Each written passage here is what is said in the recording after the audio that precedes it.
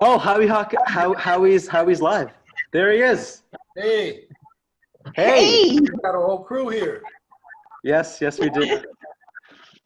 Um, Howie, give me just a second. I'm gonna share this live stream onto Facebook where Sure. most of the people are. So just give me like 2 minutes. In the meantime, feel free to chat away with everyone else present. So what's the sarcastic Republican? Wow. Dallas, you can take that. The Sarcastic Republican is a platform in which Matt uses satire to give a political points about the Republican Party and some of its internal fallacies. Okay. And from there, it has become much more than that. Okay. Well, I was raised in a Republican family, but I became the sarcastic Republican because I was taught it was the party of Lincoln. And then in 1964, Ronald Reagan's leading the charge in a Republican-initiated referendum to repeal the fair housing law that had just passed in California. So I said, hey, these people are not for civil rights. So then I watched the Democrats deny the Freedom Democrats seating from Mississippi. They sat the old Dixiecrats. So here I am. I said, So here you are. All right. Dallas, we are live on the page, so we can get started. Let me just make sure that this is in the proper view. All right. Can you guys mute yourself? That would be great, except for Howie, obviously.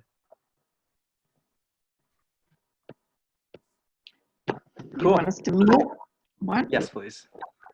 I'm sorry. Yes, please. Okay. No, it's okay. Oh, wait. Okay. I can do for you. Don't worry about it. All right. So Howie, welcome to my show. Well, thanks for having me. Absolutely. Before I get started, I have to, get started with one of these. Start a party unless I have this. So I'm the biggest Trump supporter on the planet. I think everybody on my page and in my groups can attest to that.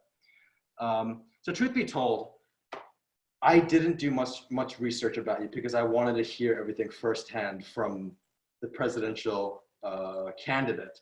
So I didn't want to do you or the party a disservice by getting, for lack of a better term, a half-assed understanding of what the Green Party stands for, what your platform is, what you guys are hoping to achieve in this election or in elections moving forward. So one of the things that I did was I posed a question to my group of community members, and I asked them, what do you think the Green Party stands for? And they gave me a list of things. So I want to, if you don't mind, I'm going to run by that real quick, and I don't know, help me navigate where some of these stereotypes come from, if there's any merit to it. So yeah, while I pull that up, yeah, tell me a little bit about you, and I think your running mate is Angela. Like, how do you guys decide on like your running mate? Okay, well, we're both working people. I'm a retired Teamster. She's a dump truck driver now in South Carolina. And I know her since 2014 when she ran as an independent socialist against that Trump-loving sheriff of Milwaukee who happened to be a Democrat named David Clark. You've all seen him, black guy with a cowboy hat. He said his sheriff, don't call 911, get a gun. I mean, is that crazy? So she was already known in the community because she got her Transit Workers Union local involved in the Wisconsin uprising against Scott Walker's attempt to destroy collective bargaining rights for public employees. And on the basis of that, her local union made her a legislative director, and she got 67,000 votes, 20% of the vote, running for sheriff as an unknown black woman from, the hood in Milwaukee. And that got people's attention. I met her at a panel on independent politics that year, and we were on a panel the next year. So when it came to picking the vice presidential candidate, I know she knows what I know about how working people have been screwed over the last 45 years with stagnant wages, and increasing housing and healthcare costs. And I just knew her as a person I could work with. So my campaign is naming these minor personalities I should ask. And I said, no, Angela, I know is a good speaker. She speaks with a conviction that people feel. She'd be a great messenger for the campaign, and she's somebody I can work with. So that's why I chose her. So we say 2 workers for the White House. Let's put a better class of people up in there than we've had. And then our campaign has been focused on 3 life or death issues. The climate meltdown, and we called for a Green New Deal before AOC was out of high school. I was the first candidate to run for it in 2010 in this country, and it became our signature issue in the 2010s. Mm-hmm. And the Democrats have taken it, taken the slogan, diluted the content, and now they've buried it. But we're still for the real Green New Deal, which has a goal of 100% clean energy and 0 to negative carbon emissions by the next decade, by 2030. And then as part of the Green New Deal, we've always talked about an economic bill of rights. And that's a big issue because with growing inequality, we have declining life expectancies for working class people in this country, which is inexcusable in such a rich country. So the economic bill of rights includes a job guarantee, a guaranteed income above poverty, Medicare for all, housing, education, and a secure retirement by doubling Social Security benefits. And then the third life or death issue is this new nuclear arms race, which has the bulletin of the atomic scientists putting their doomsday clock the closest it's ever been to midnight. So we propose peace initiatives, get out of these endless wars, cut the military budget, we say 75%, pledge no first use of nuclear weapons, and then go to the other nuclear powers and say, we're not threatening you anymore, let's have complete and mutual nuclear disarmament, because if we ever use these things, we're all gonna die. It'll kill us all. You can't win a nuclear war. And we go there with world public opinion. 122 nations have agreed to a new treaty on the prohibition of nuclear weapons. The International Campaign for the Abolition of Nuclear Weapons got the Nobel Peace Prize for that 3 years ago. And hardly anybody in this country knows about it because both parties support our nuclear modernization program, which has kicked off this new arms race. So that's what we started with. And then we got the COVID crisis, the killing of Black people by the police and this uprising against that. Mm-hmm. And now we witness the gridlock on COVID relief for the people that are suffering economically, and now over to Supreme Court justice. So we say the 2 governing parties are presiding over a failed state. 4% of the population, 25% of the world's COVID deaths and infections. Gotcha. So you said a lot of things there, and I'll touch on all of those things, but it looks like the theme in your parties is sustainability for the long term, which is obviously a great thing. But I want to touch on the third pillar that you mentioned with respect to nuclear, like the nuclear arms race. You said 122 countries agreed to a treaty where they would, not use nuclear arms or whatever. But if even a single country doesn't agree to those terms, doesn't that kind of defy the purpose of the treaty? If one country says, you know what, we're not going to give up our nuclear arms, it would be at a disadvantage for the 122 countries to give it up. So how would you justify that very simple like war strategy to be a pillar of the Green Party? Yeah, well, I talked about mutual disarmament. So we would negotiate until we came into compliance with the treaty. Okay, but isn't this the essence of what third world countries that have discovered like this sort of technology do? Pakistan, North Korea, they get this weapons, and then they realize that they have a bargaining chip. They can get the United States, they can get European nations to the table. They can get them to do a lot of things. So that is their bargaining chip. How would we incentivize them, or how would you convince them to join this treaty? It would be a very one-way transaction in my mind, and I think a lot of people would be opposed to that. We'll pay you money, so put it away, or we'll give you this, so just stop doing that. Well, we got to stop threatening other countries. I mean, North Korea observed, Iraq disarmed, Libya disarmed, and we invaded them and changed the regime. And the North Korean regime is odious. And the only thing the Kim dynasty cares about is staying in power. Correct. But when we threaten them, you know, we still don't have a peace treaty from the Korean War. We have an armistice. So I think, first of all, we reassure countries we're no longer an aggressor. And then, as with any kind of international relations and peace building, you know, both sides got to give and take. And North Korea is a poor country. We're a rich country. You know, a better relationship, we could help them develop better. But it, you know, I'm not saying it's easy, but it's better than having a nuclear war or having a runaway nuclear war where, you know, it's not just the US and Russia. You know, if India and Pakistan, they both have about 100 nukes, from what I've heard. If they fired them all at each other, we'd have a nuclear winter and all of us would be in trouble. So this is a problem we need to address. And, you know, what bugs me about this campaign has been so vacuous. You know, the media coverage and the candidates' pronouncements are very little on policy. It's all about how, you know, how the other side is going to threaten you. You know, Trump's the big bad meanie, according to the Biden people. Uncle Joe is a nice guy. And for the Trump people, if Biden gets in there, the hordes are going to come down and burn your suburb down. It's absurd when we're facing these other issues. Gotcha. Fine. One other question that I had before I get into some of the commentary that people in my community said that they thought about the Green Party was, between like the Republicans, the Democrats, and the Libertarian Party, which of those does the Green Party most closely align with, either in terms of policy or in terms of, like, you know, the behavior of the people within those parties? I just want to get a sense of where you guys position yourselves. Yeah, you said Democrats, Republicans, and Libertarians? Yeah, with those two, yeah. Well, we're with the Libertarians on drug policy reform, legalizing marijuana. I don't know if they want to decriminalize the hard drugs. We do, like on the Portugal model. They absolutely want.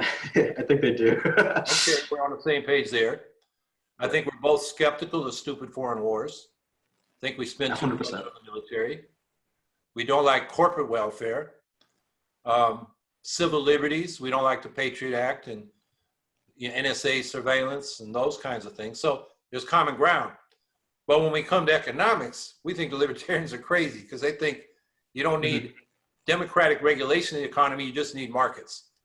And you know, we can go through cases like healthcare. You know, if healthcare is something, a buy or die commodity, and you don't have the money and you die, that's not good. We think it should be a public service, like we say public education should be.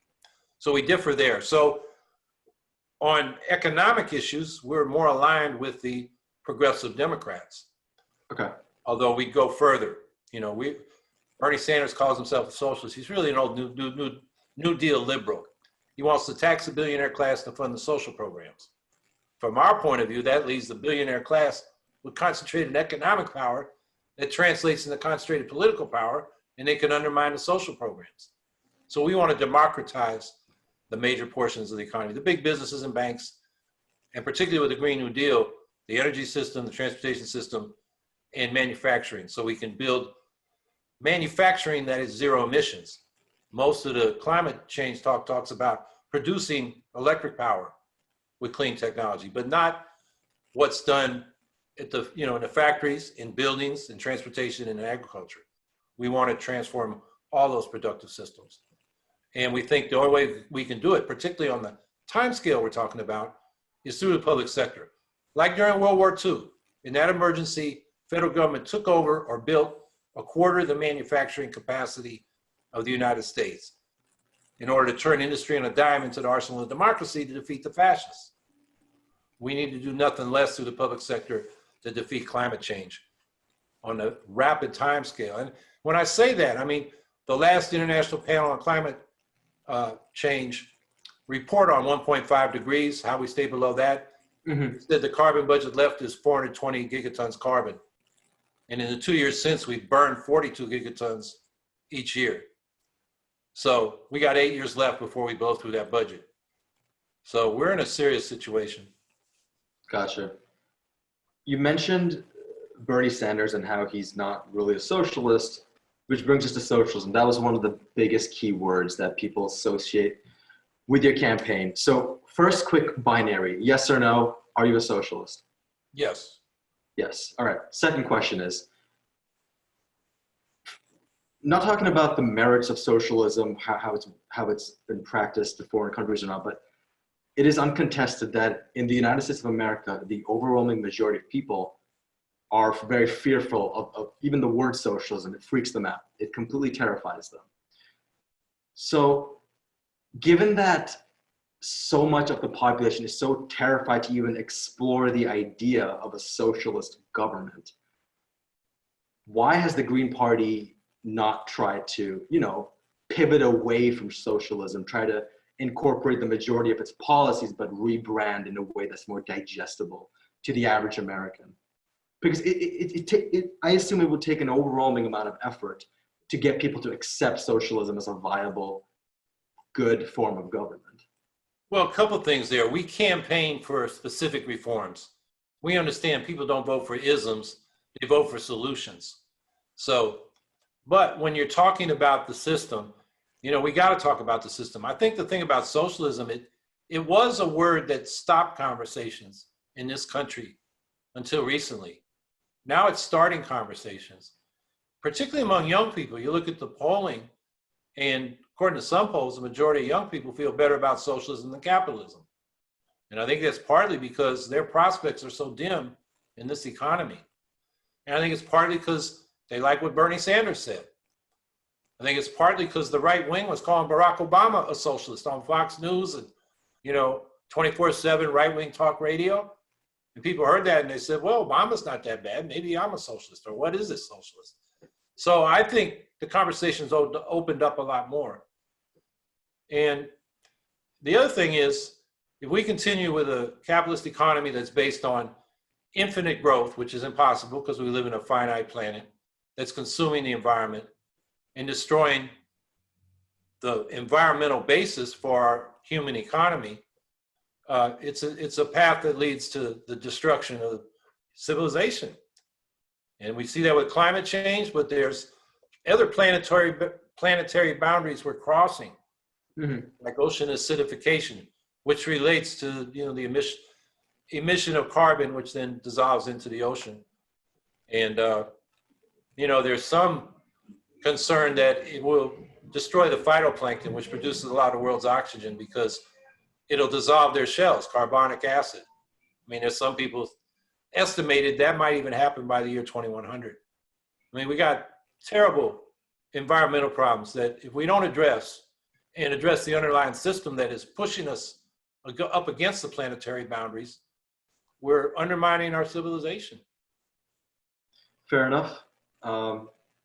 We have a couple of questions from the people within the Zoom conference. We'll get to those in just a second. One headline that I read the other day, and I think Spike Cohen, VP of the Libertarian Party, made note of this. He said something to the effect of, the Green Party was suppressed to some effect in Wisconsin, I believe. Would you mind sharing a little bit of context to that? If I remember, it says something like, the Green Party had to do things that the Democratic or Republican Party didn't have to do, or something. So yeah, can you just offer some clarity there? We did not have a Green Party ballot line, so just nominating the National Convention and telling the state we're on the ballot was not sufficient. We had to collect 2,000 good signatures. We could submit 4,000. We actually collected 6,000. We submitted 4,000. The Wisconsin Election Commission said 3,000 something, 200 or 300 were valid. They were actual registered voters. But the Democrats challenged a set of those, which brought us just under 2,000, on the grounds that Angela Walker had moved across town in her hometown of Florence during the petitioning period. We notified the Wisconsin Election Commission, asked them, what should we do? She isn't the first candidate on the Wisconsin ballot to have moved during the petitioning period. We followed their instructions to a T. And the other thing they wanted was a signed and witnessed affidavit stating her current address for the ballot. And she did that. That was her declaration of candidacy, notarized, signed. And then the Democrats objected to those petitions that were collected when she was at her old address. And then there was a hearing, and we were not allowed to present our documentation, that we followed their instructions, which were basically to switch the address for the later petitions and file this affidavit. And in fact, we saw the lawyer for the objector consulting with the Democrat who had the gavel in that meeting, and she wouldn't let us present. Now, from there, we had to sue in court, and we did. And the Supreme Court of Wisconsin held on to the case for a week when they had all the information they needed. They said, oh, we need to see if ballots have been printed and mailed out. And there was all kind of reports the Democrats put out that, oh, the ballots have already been mailed out.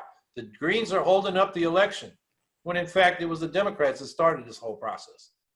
And we were demanding a quick decision from the court, but they waited until 2 days before the absentee mailing deadline to say we were too late, and they wouldn't decide our case on the merits. If you read the dissenting opinions, they said, by the facts and the law, we were undoubtedly qualified, and in fact, the Wisconsin Election Commission broke the law in the way we were treated. So the Democrats think they're smart, you know, now they think our people are going to vote for Biden because of what they did. I think a lot of our people are disgusted, and now they're, you know, more determined than ever to vote for us as write-ins. As I mentioned, Angela got 67,000 votes in Milwaukee as a native daughter of Black Milwaukee in 2014. How do you think those people feel that the Democrats just threw her off the ballot? Yeah, I don't like the sound of any of that. That sounds like a gross abuse of power. And that is something that I personally, that's my biggest issue with a lot of politics and divisiveness that happens in this country. That's not that's not gerrymandering, but it's in the same vein, for sure. Dallas. So Dallas is actually one of the people who manages the Sarcastic Republican. Dallas, if you wouldn't mind, could you go through the chats? There are a couple of questions in there, and just pick one or two that you like, and just yeah, if you could ask those questions for Howie to answer. You bet. So Guy Ventresca has a question for you, Howie. Would you consider a coalition of Greens and Libertarians to run on a joint ticket to get a large percentage of third-party votes to break the duopoly? I love that question. Yeah, we work with the Libertarians on ballot access issues. I will be with them outside the debate next Tuesday in Ohio, protesting our exclusion of both the Libertarian candidate and me. And we have had people run with the endorsement of both Greens and Libertarians. My late press secretary, Kevin Zeese, who passed away a couple weeks ago, ran for U.S. Senate in Maryland, and he had the backing of the Libertarians as well as the Greens. So, and I think the issue there is he was a pioneer in NORML. He was their legal counsel, I believe, and, you know, a pioneer in the legalization of marijuana movement. So the Libertarians, you know, really appreciated that. So they endorsed him, despite some disagreements on economic policy. You know, Kevin was a socialist. But so I think, you know, you go to race to race. Now, maybe they're thinking the presidential race. I think that would probably be difficult because our economic policies are so different. And I don't think the base of either party would be comfortable with that. But hey, there's room for both of us. You know, we should have, instead of the electoral college, we should have a national popular vote using ranked choice voting, where people can vote for the candidates they really want without worrying about helping the candidates they fear the most. You know, if the Democrats were smart, instead of trying to keep us off the ballot, they'd have embraced that nonpartisan solution, which we've been advocating since Ralph Nader ran. Got it. Dallas, was there a second question, or was that all from the chat? We got another question from the Facebook side. Some people are inquiring about your nuclear power policy, Howie. Well, I'm an anti-nuclear activist going back to when we formed the Clamshell Alliance and had a big occupation of the Seabrook nuclear power plant site in New Hampshire in 1977. 1,414 of us were arrested and thrown in National Guard armories for 10 days. We were all over the news weeklies and the newspapers and the network news, and the anti-nuclear movement exploded. And there were no new nuclear power plants ordered until the Obama-Biden administration, where they gave loan guarantees to some utilities and nuclear vendors in the South for 6 nukes, 4 of which are now belly up due to cost overruns and construction delays. And the only 2 left in Vogel, Georgia, they're still throwing money down those boondoggles because Brian Kemp, as Secretary of State, suppressed the black vote, stole the election from Stacey Abrams, and he's a creature of Georgia Power and the Southern Company. So that was a disaster. And then, you know, what I don't understand is why Biden wants to keep making that mistake. Is energy policy is pro-nuclear, when at this time, nuclear power costs 2 to 3 times more than most forms of solar and wind energy. So the only thing I can think of is the, you know, military industrial companies like GE and Westinghouse that build nuclear power plants have become big donors of Mr. Biden. So that's not the way we want to make policy. So I'm anti-nuclear power. I think it's dirty, dangerous, and uneconomical. What if we find a way in the future, like technology is constantly evolving, people are constantly researching, if we can harness nuclear energy to a point that it's extraordinarily economically beneficial for us to use it, would you then be a proponent for it? When I was in elementary school, we had my weekly reader we all had to read.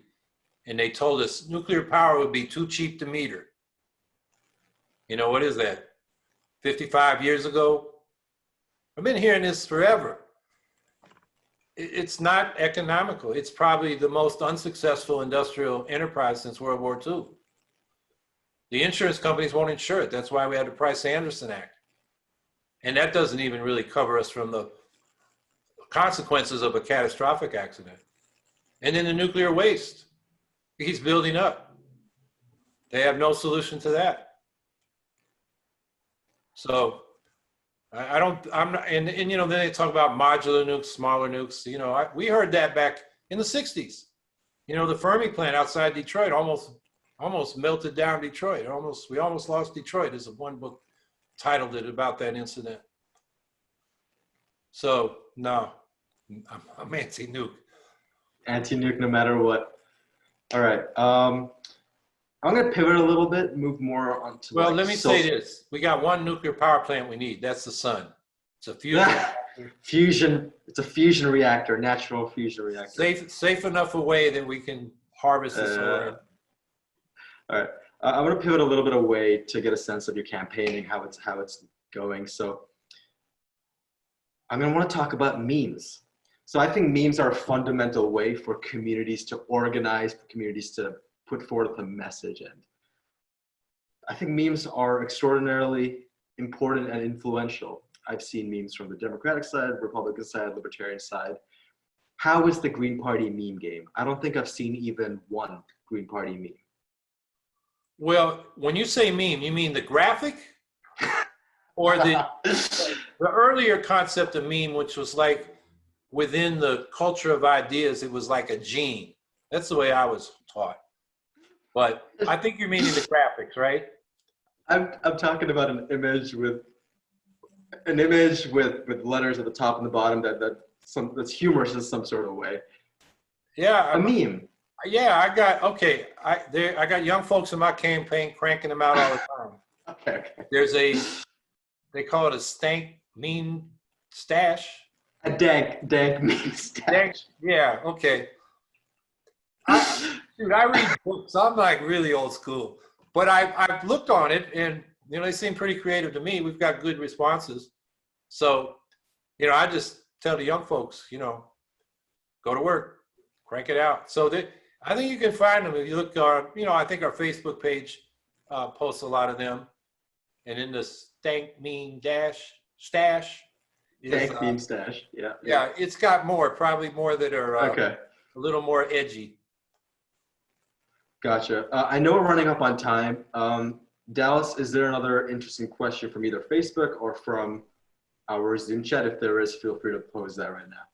Sure. We have a couple people asking about Second Amendment rights. How do you reconcile your Second Amendment stance with a country that is largely Second Amendment loving? I love the Second Amendment. I think the Heller ruling was a good framework. People should have the right to personal firearms as long as they're law abiding. But it also said the public has the right to regulate the terms of possessing those arms in the interest of public safety. So I want to see universal background checks. I have no problem with regulations that require training or a waiting period or safety measures in storing your arms. And then, you know, it's always the devil in the details. I'm a former Marine.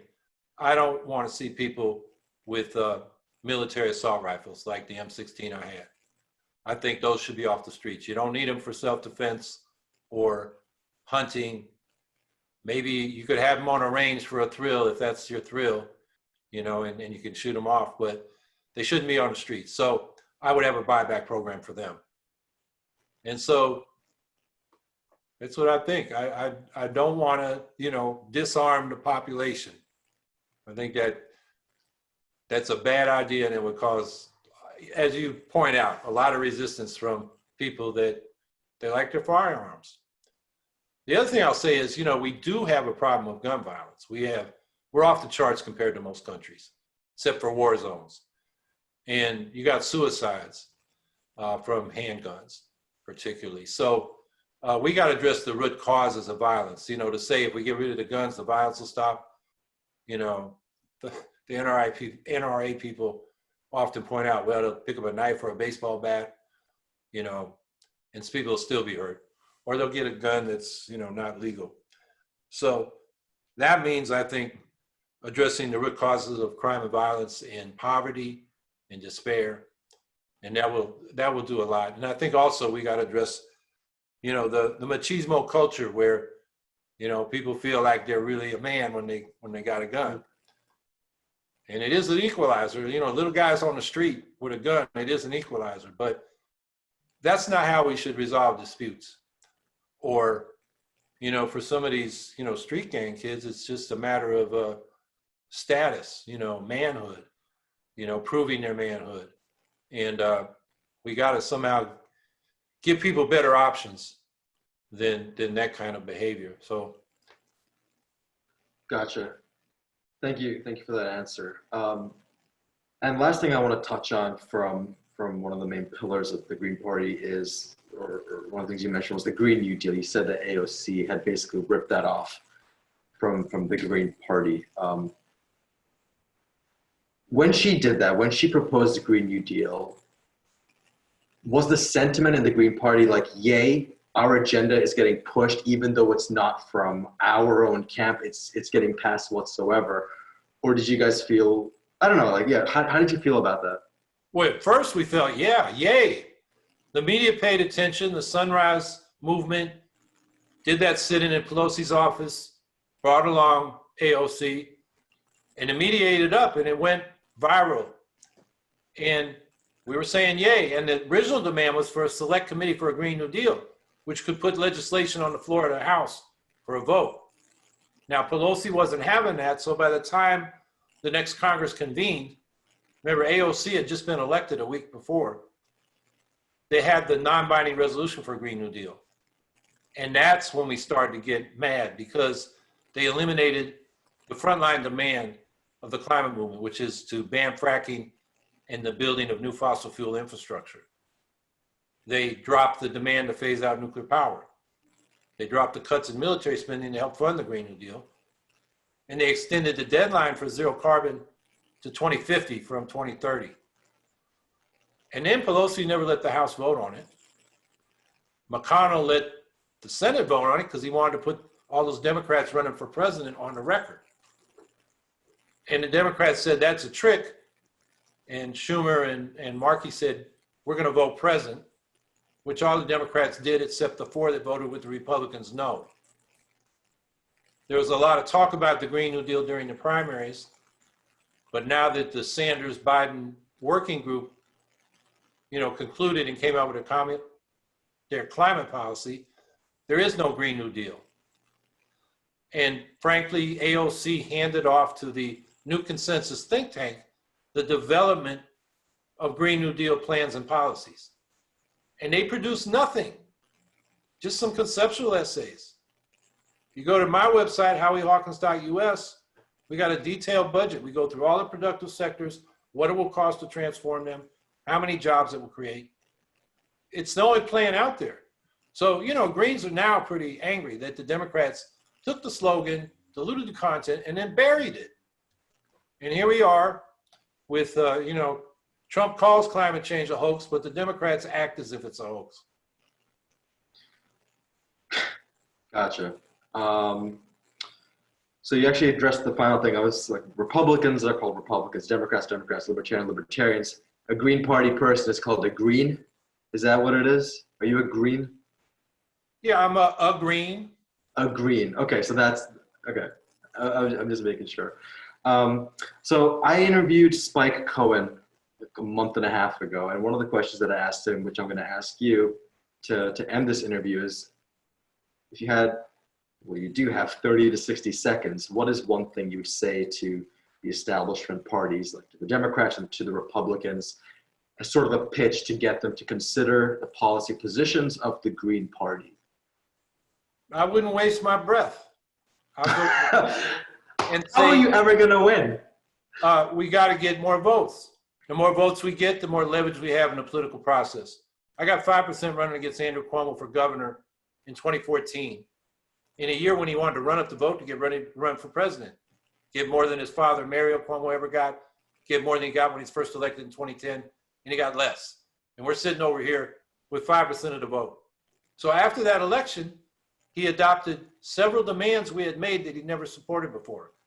A ban on fracking in New York, a $15 minimum wage, paid family leave, extension of the millionaire's tax. And that's because we couldn't be taken for granted. So I'm going to the people and saying, they're not going to listen to you until you start voting for somebody else. And then they're going to have to compete for your vote and hear what you have to say. Wow, that is actually very surprising. I think, wow, that's very surprising. I didn't expect you to have that position. I think a lot of people would, you know, try to get people of different political persuasions to see your cause. But it looks like you're looking for that 100. Dallas, correct me if I'm wrong, but I think there's 100 million people who registered to vote who didn't vote. Is it 100 million or 70 million? Something. 100 million in 2016. So that is the people that you are going to be targeting. That's the future of an independent left like the Green Party. They're disproportionately working class, people of color, and young people. You know, the mass bases of the Democrats and Republicans tend to be middle class, you know, professionals, small business people, those kind of folks. And they vote in much higher numbers than working people who are just totally disgusted. They don't think either party hears them, sees them, listens to them. And so they just say, well, I'm not going to be part of their game. Of course, my answer to that is their game, to get you not to vote so they don't have to pay attention to you. Gotcha. Dallas, can we get one more question, please? Absolutely. Thank you. All right, we had one just a bit earlier here. Now I've lost it. Okay, so how does socialism protect individuals from mob rule? Well, the same way in democratic theory, we have rules, like in Robert's rules or any parliamentary procedures. The minority has a right to speak, but the majority has a right to move the question. So if you want to call the question and have a vote, it takes a supermajority of 2/3. So the minority has protection, but up to a certain point, so they can't obstruct. And excuse me, when we talk about economic democracy, we want those democratic norms to operate within firms, like in a cooperative. Instead of being a private tyranny where the boss tells you what you're supposed to do, you don't have First and Fourth Amendment rights. You would have those things, and you would elect the board if it's a larger business, and there'd be regular elections. And the other thing that, you know, conservatives say, they talk about property rights. Well, what about the property rights of the worker who gets a fixed wage? You know, no matter how much more value they create, it goes to the owner. To me, that's property theft. You know, the value that you created as a worker, you don't get. So, yeah, I wrote an article when the Gingrich Congress came in called Cooperatives for Conservatives. And I can't find it in my papers, but that was a very popular article because you go to conservative values about the work ethic and being thrifty and all those things. And cooperatives actually teach people how to do those things and be responsible for their life of work. So. Gotcha. Thank you for addressing that. Last question. Hypothetically, would you be open to engaging in a debate from either Joe Jorgensen or Spike Cohen in the near future prior to the election? We have one scheduled for October 8th. Perfect. Free and equal and open the debates is having it live and in person, socially distanced in Denver, Colorado. Excellent. So, All and right. at this point, I mean, I will see Joe Jorgensen certainly in Cleveland next week. And, you know, we both have beef with the Commission on Presidential Debates, which sounds like a government agency, but in fact is a private organization controlled by the Democrats and Republicans. Yeah, third parties should definitely, The rest of us out. both third parties should absolutely band together, especially when there's abuse of power. I can't stand it, even if they represent my party. It is just grotesque. All right, Howie, thank you so much for your time. The last thing that I'll say that we'll do is your response to my question about memes has tugged a string in my heart. So what I'm going to do is I'm going to reach out to the people in my groups, and we're going to create 10 pro-Green Party memes, and we're going to send it your way as a little thank you for joining our show. So, I look forward to seeing them. Yeah, we're going to. I may read books, but I enjoy memes. Oh no, they're great. And most of the people in my groups are libertarians, and the libertarian meme game is very on point. That's something that you and Angela should definitely incorporate. More memes. Well, maybe next time we can talk about libertarian socialism, because there are different traditions in socialism. I'm more out of that tradition than, you know, the Marxian, particularly Leninist tradition, which I think leads to statism. You know, the libertarian socialists were also called the anarchists, but they believed in, you know, a decentralized, federated society rather than a centralized nation state. So the power came from the bottom up. And so I know we're out of time, but that would be a good discussion to have. For another time, absolutely. Well, thank you so much for your time. You can log off now, and I hope we'll be in touch soon. Okay, I enjoyed the discussion. Good to see y'all. Likewise, Howie. Thank you for introducing all of us to the principles of the Green Party.